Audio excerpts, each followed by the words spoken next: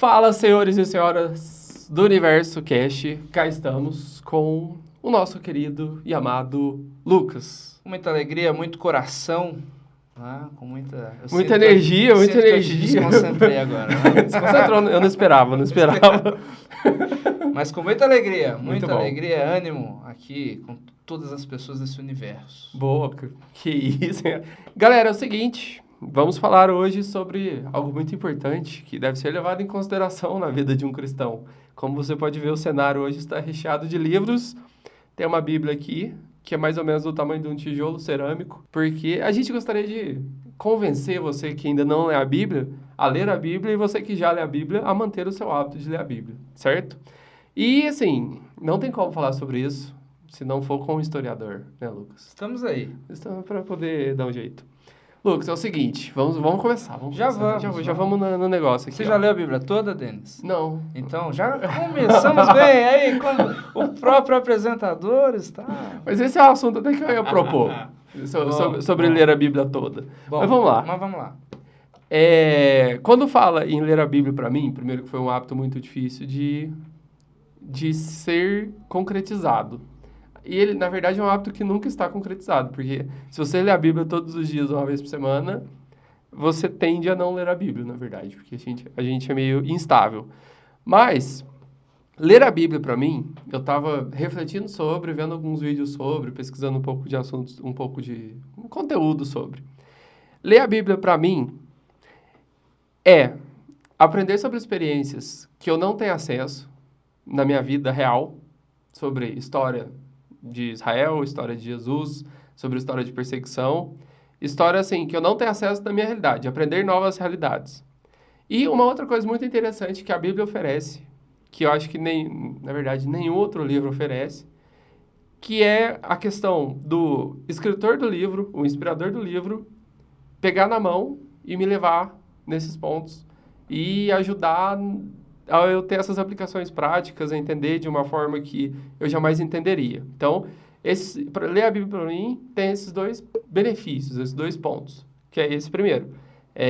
O Criador vai junto comigo, literalmente, porque no momento que eu estou lendo a Bíblia, ele está na minha cabeça, e fora também, quando eu não estou lendo a Bíblia.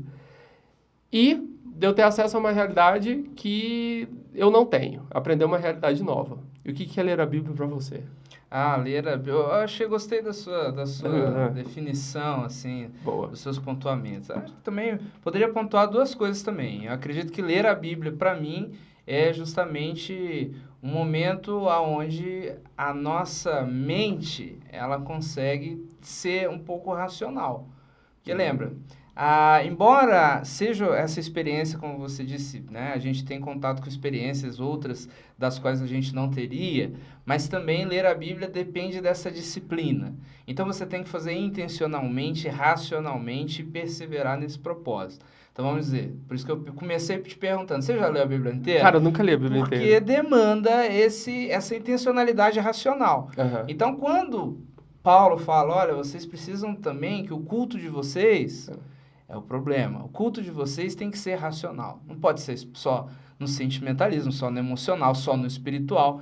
Ele precisa ser racional. Você precisa entender. Então, a Bíblia, ela me auxilia a estabelecer um culto racional e intencional. Naquele momento, eu estou ali em total conexão com a racionalidade daquilo que é bíblico.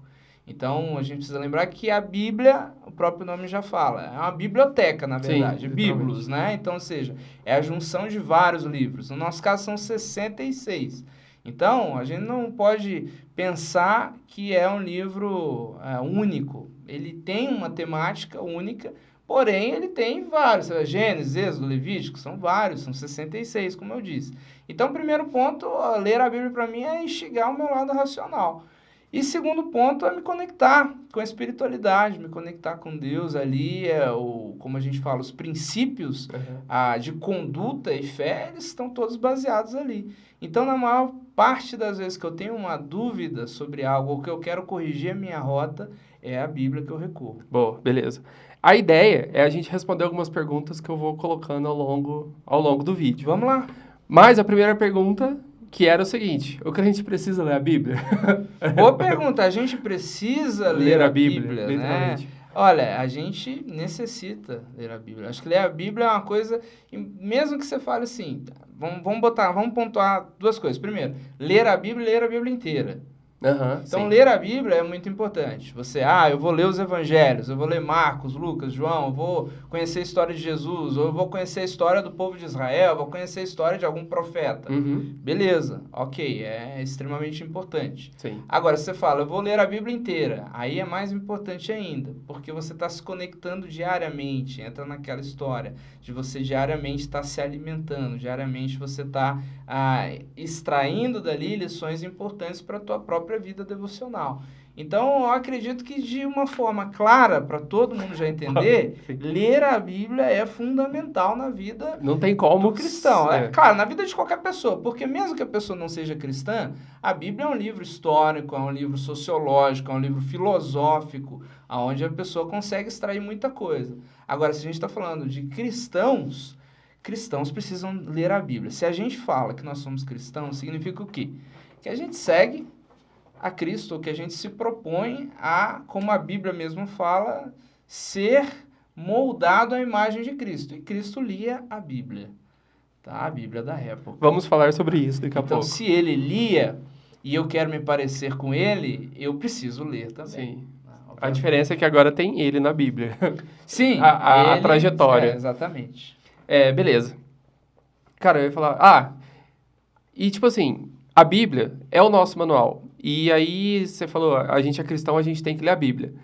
Independente de qual grupo você pertença, ou um amigo seu pertença, o cara é maçom, o cara não é nada, o cara é gamer, o cara tá, sei lá, anda só com gente com conteúdo X, ideologia X, pensamento X.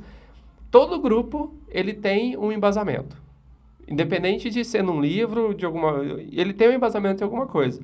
E o nosso embasamento enquanto cristãos é literalmente na Bíblia. Tanto é que, se você vai numa igreja que não está alinhada com a Bíblia, aquilo já deixa de ser uma igreja, vira quase uma seita, literalmente. E como que você vai saber disso se você não lê? Se você não lê a Bíblia, literalmente. Então, assim, o nosso manual, o que faz você ser cristão, é o que está na Bíblia. Porque lá vai falar sobre o Espírito Santo, lá vai falar sobre conversão, lá vai falar sobre inúmeras coisas que tornam você cristão. Então, como você é cristão se você não sabe a sua própria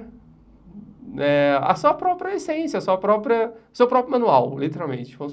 Eu acho que a principal dificuldade que as pessoas têm de ler é porque não entende, geralmente. O que é a Bíblia, você fala? Não entendem o que está escrito. Às vezes a pessoa lê e fala, nossa, uns versículos estranhos, uns capítulos, eu não entendo nada. A pessoa começa a ler a Bíblia por números, por exemplo. Puxa, aí realmente você, por Levítico, né, apedrejarás, poxa, não, calma. Não é desse jeito. Então, o fato da pessoa não entender desestimula, eu entendo. Só que aí a gente já pode partir. Por que a gente está com todas essas Bíblias aqui? Porque isso nos traz a riqueza hoje de várias versões, traduções que a Bíblia tem. Então, eu posso me aproximar daquela que for mais simples de linguagem. Hoje nós temos Eu faço muito isso. simples. Honestamente, eu faço isso. Quanto mais simples for a linguagem, para mim é melhor. E isso não interfere em nada. Pelo contrário, auxilia a compreensão do texto. Para que você vai ficar lendo, às vezes, aquela versão a vós outros?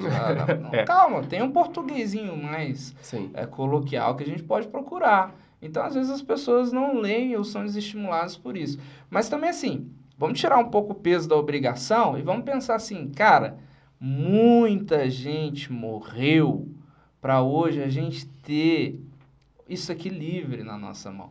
A gente poder abrir em qualquer lugar. Se for lá no meio da praça da cidade abrir, não vai te acontecer nada. E isso, cara, não foi com muita morte, foi com muita gente. Enquanto Paulo estava preso, escreveram milhares de cópias à mão do que ele estava escrevendo na cadeia. Foi qual livro que foi? Não sei. Enquanto Paulo estava preso, acho que foi Mateus que anotou e levou depois. Não, essa história eu não conheço. Não, enquanto Paulo estava preso. Foi Tiago, eu não lembro quem foi. Mas teve um livro que tipo, ele estava preso, escreveu o livro e depois fizeram várias cópias, todas as cópias à mão. E foi, tipo assim, 2.000 cópias, entendeu? Todas à mão. Ué, mas não foram quase todas assim? Então, foram Tá todas bom? assim, na Todas verdade. assim, é. Não Porque tinha não tinha Xerox. Xerox, não Não tinha não nada tinha. disso. Então, na Quem realidade, scanner, não tinha. na realidade é a função dos copistas, isso daí que vai acontecer, né? É. Na realidade, até mesmo eles... E é o problema, assim, de muita gente ficar copiando a Bíblia, que são esses copistas, e as pessoas falam, mas a Bíblia não foi adulterada no decorrer da história. É muito pouco provável que tenha sido adulterada, né? Porque hoje você tem, como você falou, são tantas cópias que é possível você comparar as cópias. Sim. Existe uma coisa que chama crítica textual. Então você compara. Então você, ao comparar todas aquelas cópias, você consegue ver, por exemplo, se tantos por cento foi acrescentado ou não. Aí você sabe, não, aqui é alguém que de fato acrescentou. Mas na grande maioria dos escritos e dos relatos exemplares, não.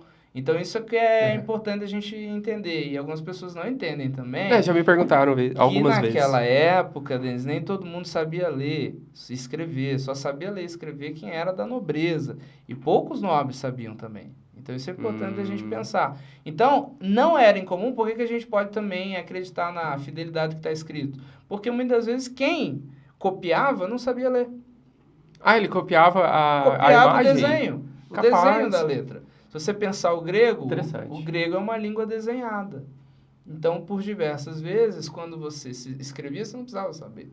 Você simplesmente reproduzia o desenho da letra. E aí alguém que sabe ler vai lá e... Sim. Aí depois esses textos eram todos verificados. Que legal, cara. Não sabia disso, não. Então era difícil para um analfabeto alterar uma coisa que ele nem sabe o que significa. Entendi. E para fazer muita cópia, precisava de muita gente. Então a chance de uma parcela significante não saber de fato ler... Sim. Era grande, porque pouca gente sabia. Interessante. Então, essa ideia da gente também tirar esse peso, né? Tipo, olha, esse livro foi, através de anos, pessoas que morreram para a gente ter essa liberdade hoje, né? Há um livro que era restrito, né? Restrito só aos ilustres, aos grandes, aos nobres. Então, o povo analfabeto não tinha acesso a isso. Não tinha como, não tinha. Então, é valorizar a morte, né? De tantas pessoas que morreram realmente esperando e desejando. Gente, e o amor, né, que muitas pessoas desejavam. É aquela coisa, hoje porque a gente tem à nossa disposição, a gente banaliza um pouco, mas... Não só a Bíblia. Igreja, tantos relatos e testemunhos que a gente ouve de igrejas perseguidas, por exemplo, na Coreia do Norte, na China, que os caras não têm a Bíblia toda, eles trabalham com páginas ou... páginas rasgadas, assim, pedaços, porque eles não podem nem sequer andar com a Bíblia. Sim. Então, assim, é também essa conscientização. É eu pensar assim, puxa, tem gente que não está tendo acesso a isso, né? E tem gente que está vivendo essas pequenas comunidades na China, por exemplo, da igreja perseguida, que elas fazem? Elas vão revezando entre elas. Então, elas não têm, às vezes, nenhum livro inteiro, tem trechos e que vão revezando com outras comunidades. Então, não ficam com aquele trecho. Isso que vai dando fé e fortalecendo a fé desses irmãos perseguidos, né? E nós, com essa liberdade, às vezes não... Às vezes é isso, às vezes a gente precisava ter acesso só a pedaços e aí você vai acompanhando. Às vezes aumentava o engajamento. Mas enfim, nosso objetivo é convencer você, não sei qual câmera tá, mas é convencer você... Você e você. Você e você. E você a ler a Bíblia... regularmente, tá? Regularmente é você que vai determinar, mas de uma maneira que te alimente, que você não sinta fome. Deu fome, você vai lá e come, não vai? Então, deu fome, você vai lá e lê a Bíblia. Essa é a sua constância, certo?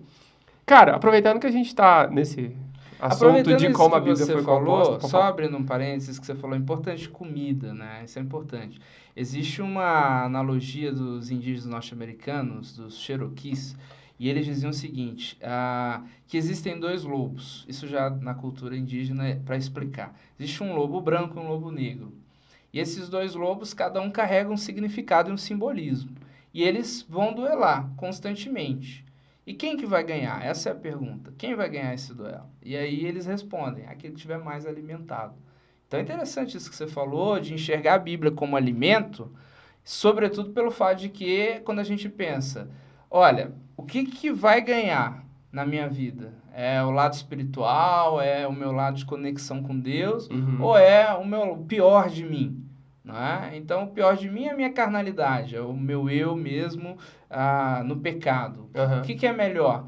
puxa, eu espero que a minha espiritualidade, a minha conexão com Deus vença. Então eu tenho que me aplicar a essa comida espiritual, Sim. que é a oração e a leitura da palavra, faz parte disso. Então, assim, pra gente, depois a gente ficar dizendo, nossa, por que eu não venço uma batalha? Por que eu não consigo vencer essa área na minha vida? Pode ser, possivelmente, que esteja faltando leitura da palavra.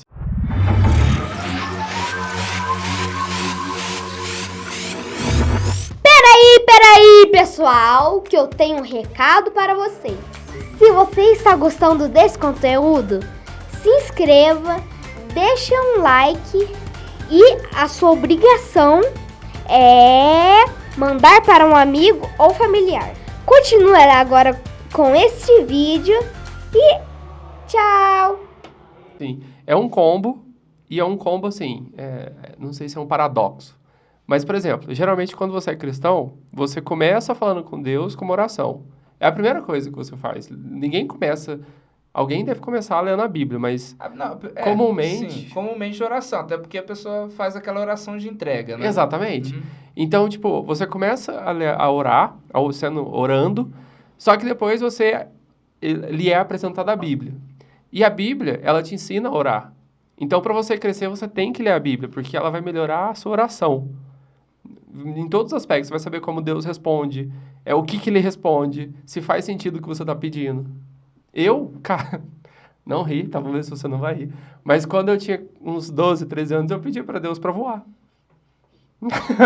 Não li a Bíblia, com certeza. Não li a Bíblia. Então tá bom. Eu pedi superpoderes para Deus, entendeu? Não, 12 não, mais novo um pouquinho, porque 12 já era para 15, achei que você ia falar. Ano passado... Triste, mas eu pedi superpoderes para Deus. Não vai rolar. Mas enfim, vamos continuar naquele assunto da formação da Bíblia que você estava comentando. Certo. E aí depois a gente termina com você apresentando as versões. Beleza. Fechou? Mas você fez a faculdade de História, ela faz um paralelo com a Bíblia? Você estuda a Bíblia na faculdade? Não, a gente não estuda a Bíblia, né? A Bíblia em si, mas em todo tempo... Por você ter na nossa cultura ocidental o cristianismo como base da sociedade, constantemente ela é citada, ela é falada, você conversa um pouco sobre ela. Mas, de forma geral, o que a gente se preocupa? É entender o que faz um texto histórico ou não. E a gente tem duas vertentes para isso. Uma é a crítica externa e outra é a crítica interna. Então, a crítica externa seria o quê? Você pegar um documento e você comparar com outros documentos da época. Então, por exemplo, se alguém escreveu um texto que um dia viu um dragão voando em Roma, por exemplo. É só um texto que fala? Então, externo. Eu preciso ver quem que está validando isso. Eu preciso ver se eu tenho testemunhas validando. Eu preciso ver se eu tenho outras pessoas escrevendo sobre esse mesmo acontecimento histórico. Esses são sinais que vão ajudando externamente a validar aquela história. A interna seria eu verificar se, primeiro, é daquela data mesmo que está sendo dita. Se quem escreveu é de fato. Quer dizer, é o João. Mas João de Arimateia, sei lá. Mas da onde... Arimateia era um lugar, existiu, é inventado. Essa é a crítica interna, quando a gente prova o documento pelas próprias informações que tem ali. Então, não necessariamente a Bíblia. Até porque qualquer pessoa que entrar numa universidade vai perceber a afronta que existe com a palavra de Deus. Né? Então, mas os historiadores ou as pessoas de fora da igreja, elas enxergam a Bíblia como atestada internamente e externamente? Enxergam. A maior parte dos textos, então hoje não há um conflito científico com relação à validade, né, se de fato são textos históricos ou não, e sobre a veracidade é que há a questão. Então, quer dizer, falou-se de um Cristo, mas será que esse Cristo? Então é mais nesse sentido. A veracidade. Será que o que está... Então a gente não tem dúvida que esses escritos são desta época, deste momento. Aí você chega em Êxodo, e fala que Moisés atravessou o Mar Vermelho. Mas será que isso é verdade mesmo? Então é mais nesse sentido, da veracidade do que está escrito. E não se de fato foi escrito ou se de fato aquele texto é real. Porque hoje já quase não há discussão sobre isso, né? Já existem muitas pessoas, muitos críticos textuais que se debruçam sobre isso. Então, na faculdade, o que há mais nesse sentido é compreender a veracidade. Aí, muitos vão tentar, historiadores, em busca do Jesus histórico, por exemplo. Esse homem existiu ou não existiu. Então é mais nesse sentido, né? Se o que está escrito é verdade ou não. Entendi. Mas, além, por exemplo, qualquer outra história você pode utilizar nisso. Mas pegando o exemplo de Moisés atravessando o Mar Vermelho. Existe outro texto, algum outro relato fora da Bíblia que relata isso? Tipo, sabe um fotógrafo de fora, assim? Sei. Especificamente não. Mas a gente tem que pensar o seguinte, nesse caso a gente está falando de dois povos. A gente está falando de Israel e a gente está falando do Egito. E existem escritos egípcios relatando sobre uma grande perda. Sério? Sim, uma grande perda para esses escravos. Que legal, cara. Você tem esses relatos. Eles não sabiam explicar a parte sobrenatural. Essa é a questão, né? Quando você pega os escritos egípcios, por exemplo, eles não sabem explicar como que isso aconteceu. Mas você tem um relato histórico da diminuição de soldados, da diminuição de homens naquela época. E bate, tipo, a data, assim? Sim. É perfeitamente legal. Plausível da gente combinar as duas Tem coisas. algum outro texto que você lembra? Tem, por exemplo, hoje quase já é sabido que quase todas as antigas civilizações, elas tinham uma história em comum, que é a história de uma grande tempestade que acabou destruindo uma região e um homem salvou a sua família num barco. Isso é uma história, uma história que entre os povos antigos é compartilhada. Então, aí que vem. Mas aí quando acontece isso, as pessoas falam que... Só uma coisa. É Noé, tá bom? Só pra... bom. Arca de Noé. História não famosa, lê, né? Exatamente. Então, mas quando acontece isso, o que eles falam? A Bíblia que copiou esses povos antigos. E aí?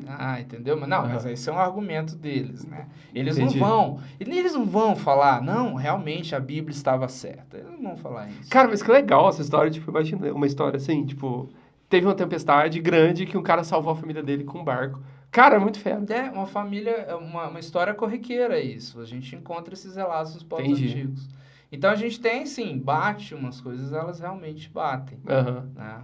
Interessante. Mas a gente precisa lembrar também que a Bíblia, ela se debruça sobre elementos históricos bem específicos também.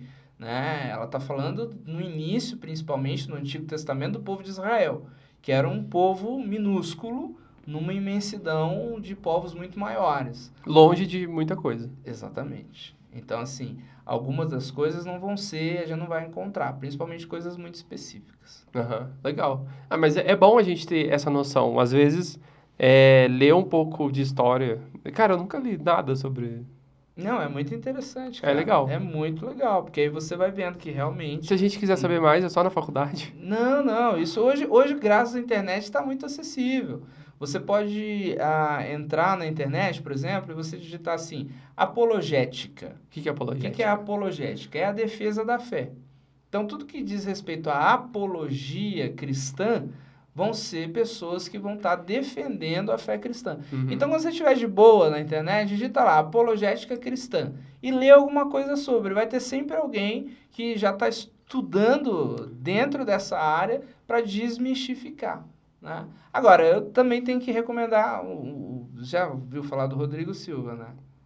Não. Então, tá aí uma dica boa, cara. Rodrigo Silva, ele é um arqueólogo sensacional, fantástico. E ele tenta trazer, através da arqueologia... Ele é cristão. Através da descoberta de sítios arqueológicos, então ele sempre está trazendo uma novidade também, muito atual. Ele viaja para o Egito, ele viaja para Israel, e direto ele está trazendo mais essa parte histórica, comprovativa, nesse cenário. Legal. Muito um minuto, bacana. deixa eu só tirar o celular silencioso aqui, porque essas coisas acontecem, né? Acontece. Tá Ao vivo. Ao vivo. Mas beleza. Não, cara, é muito legal a gente confirmar dessa forma. Eu nunca tinha pensado que poderia existir relatos paralelos.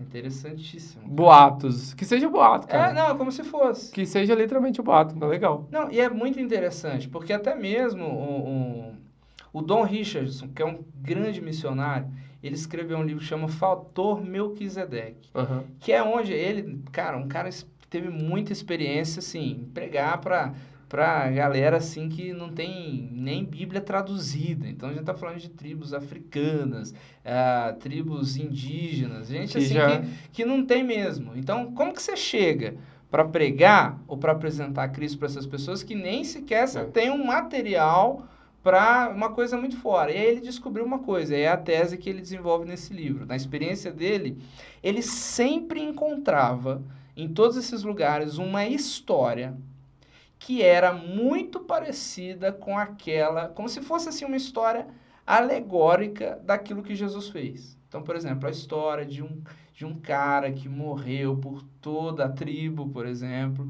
e através daquilo veio uma grande salvação, por exemplo, o que morreu no lugar e por conta daquilo a tribo viveu, continuou vivendo. Isso é muito interessante, que ele está mostrando que, além disso, existe esse fator Melquisedeque que ele chama, que é como se fosse alegorias, como que se Deus já tivesse preparado essas alegorias esperando a evangelização. Que legal, cara. Muito legal. Não, legal. Por que chama Melquisedeque? Melquisedeque porque Melquisedeque, segundo... Aí você precisa ler o texto de Hebreus lá, né? Hebreus que fala de Melquisedeque. O que é Melquisedeque? Melquisedeque, ele foi um sacerdote que encontrou com Abraão. Então, é tipo assim, Abraão, ele saiu de uma guerra, e depois que ele sai de uma guerra, ele venceu a guerra, e aí o texto na Bíblia fala que ele encontra com um sacerdote que chamava Melquisedeque. E aí ele encontra com Melquisedeque, e ele é um sacerdote, e ele pede que Melquisedeque o abençoasse, e ele entrega o dízimo para Melquisedeque, de tudo que ele tinha conquistado. E aí depois esse Melquisedeque some, não aparece. Aí depois, em Hebreus, o autor fala assim, olha, Jesus, ele é da ordem sacerdotal de Melquisedeque. Ou seja, Jesus, ele traz um sacerdócio que é próprio dele. E que esse sacerdócio pode ser encontrado em qualquer lugar, estabelecido em qualquer lugar. Faz sentido o nome. É essa abertura que ele procura. Não, então ele chega no lugar e ele procurava essa abertura. E ele conseguiu encontrar. Assim ele evangelizou os povos que, de outra maneira, não estabelecer uma visão igual ali. Acho que faz faz força pra caramba, né? Ajuda pra caramba. Legal. E essas Bíblias aqui, Lucas? Comente a respeito. Então a gente estava falando dessa variedade de Bíblias. Então, primeiro, vamos pensar em versões, né? A gente estava falando no início, cara, se a versão está muito difícil, vai para uma versão mais fácil, vai para uma versão mais facilitada. Então, a gente tem aqui, por exemplo, aquela que para mim é a versão mais simples, que é a Bíblia A Mensagem, né? Ela é a versão mais simples porque ela transforma, ela é o que a gente chama de paráfrase. Então, o que é uma paráfrase? É você pegar um texto e dizer a mesma coisa com outras palavras. Então, é como se ele já pegasse o texto e já esmiuçasse para você. Ele diz a mesma coisa que está escrito lá, só que com outras palavras. Vamos dar um exemplo aqui? Vamos falar um texto conhecido? Fala o texto mais conhecido aí. Eu tô pensando em um que tem palavra...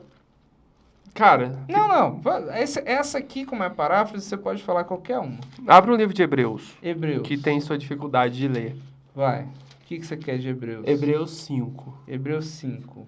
Vai. Hebreus 5. Hebreus 5...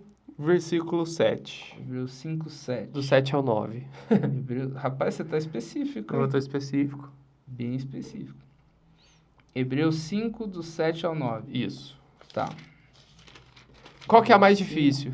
A mais difícil, essa aqui. Essa? Jerusalém. Pode abrir. Quer ler nela? Lê nela. Vamos fazer a comparação. Hebreus 5. De quanto a quanto você falou? Do 7 ao 9. Do 7 ao 9, tá bom. Vamos ler do 7 ao 10. E é justa a passagem Melquisedeque, né?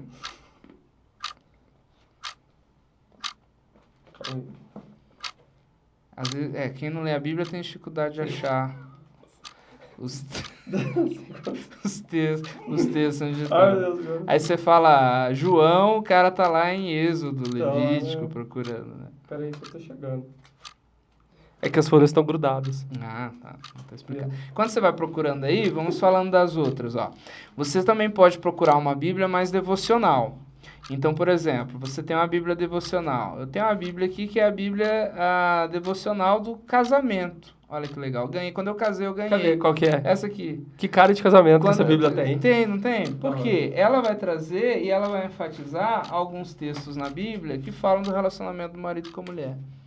Então você pode ao mesmo tempo... Ela tem, todos os textos da Bíblia ou não? Tem tudo. É a Bíblia? É a Bíblia, mas nos pontos e nas passagens que falam do relacionamento conjugal, ela traz um estudo. Então é bem interessante, você tem essas bíblias que podem te ajudar. Então você tem a Bíblia do jovem, você tem a Bíblia da mulher, você tem a Bíblia do homem, você tem a Bíblia... São várias bíblias hoje que você pode estar procurando para te ajudar no estudo. Até o índice dessa daqui, ela é diferente, cara. Então não adianta. Então, por quê? Não, se é diferente... Mas vai procurando. Tá bom. Não, é que eu tô tendo dificuldade para poder ler o índice. Não, daqui a pouco eu te ajudo se for o caso. Ó, mais outro exemplo de Bíblia, é a Bíblia de estudo. Você quer se aprofundar? Essa aqui? Essa é uma Bíblia É a cronológica? Não, essa é arqueológica. Então é bem bacana, porque conforme você vai lendo, ele vai trazendo as principais descobertas arqueológicas que comprovam aquele texto. Então é bem bacana de você procurar. Agora, você também precisa ter, dentro do que a gente falou, essa aqui é a minha mais nova, uma Bíblia digital, né? Cadê? A tua aqui. Então, né? esse que é o problema, digital. a digitalização. Você escreve e já aparece João, né? É mais fácil, né? Vamos pensar assim. Mas a digital é bom porque você está em qualquer lugar. Agora, a minha mais nova aquisição... Caiu tudo. A minha mais nova aquisição é essa que está aqui. Ó, essa é a minha mais nova aquisição, cara. Que belezinha! Deixa eu ver. Aqui você vai achar, eu acho. Nossa. Não, tô brincando. Vou mesmo, Lucas. Essa é a minha mais nova aquisição. Deixa eu ver. Que é a Bíblia para crianças. Essa daqui é a Bíblia das descobertas para os pequenos. Uma pessoa que está começando, um novo convertido, assim, literalmente. Se ele ler essa Bíblia, por mais que seja estranho, você acha que seria uma boa? Acho, porque ele vai ter um conhecimento geral, né? Pelo menos um geralzão ele vai ter, um resumão, né? Uhum. E agora com a nossa filha, a gente está, dessa maneira, já estamos instruindo, já estamos lendo para ela. Sério? E ela tem quantos meses? 3 meses. 3 meses? 3 meses, a gente já lê para ela. Né? Porque, veja, até questão de distração, isso é importante. Você vai, vamos distrair a criança. E aí, geralmente, o pai coloca um vídeo no celular ou deixa a TV ligada. Você pode dar a Bíblia. Cara, genial. Pronto. Você que tem um filho e deixa ele vendo vídeo, acostume ele já com a Bíblia das descobertas para os pequenos. Porque, cara, faz muito sentido. É agora que ele tá absorvendo as coisas. A fase mais importante da criança do 0 ao 7. Do 0 ao 7. Sim. Então, vamos ler o texto? Vamos ler o texto. Vai. Você vai ler nessa minuto. versão... Que Natália, pra falar. Não, achei. Não, tá tudo bem. Poxa, mas já quantos minutos passaram, Natália? Acho que achou. Achei, tá tudo bem. Tá de boa, vai. Correu ao índice. Eu vou ler primeiro. Hebreus 5, 7 que eu falei, né? 7 ao 10, vai. 7 ao 10. Eu vou ler aqui e aí depois você lê aí.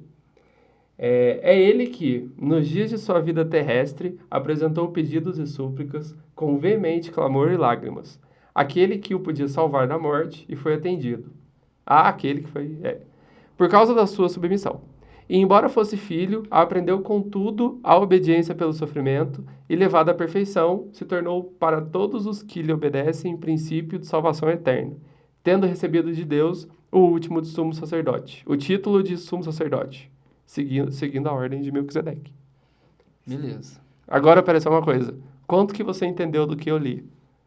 Agora, fala do Lucas. Eu tenho muita dificuldade. Depois você dá pausa e volta, lê de novo. Isso, exatamente. Esse é o teste. Agora vamos ler nessa versão. Enquanto viveu na terra, antecipando a morte, Jesus clamou de dor e lamentou de tristeza, enquanto apresentava suas orações sacerdotais a Deus. Ainda que fosse o Filho de Deus, ele aprendeu uma obediência confiante pelo que sofreu, assim como nós. Então, tendo chegado ao apogeu da maturidade e declarado por Deus sacerdote principal na ordem de Melquisedeque, ele se tornou a fonte da salvação eterna para todos os que obedecem a ele confiadamente. Boa. Eu posso ler uma outra versão? Vai. A versão do Kindle. Enquanto esteve aqui na terra, Cristo suplicou a Deus, orando com lágrimas e agonia de alma, ao único que poderia salvá-lo da morte. E Deus ouviu as orações dele por causa do seu intenso desejo de obedecer a Deus em todos os momentos. E embora Jesus fosse filho de Deus, teve de aprender por experiência própria o que era obedecer por meio daquilo que sofreu. Foi depois dessa experiência que ele provou que era perfeito, que Jesus se tornou o doador da salvação eterna a todos os que lhe obedecem. Temos 3 versões. Temos 3 versões e a gente pode...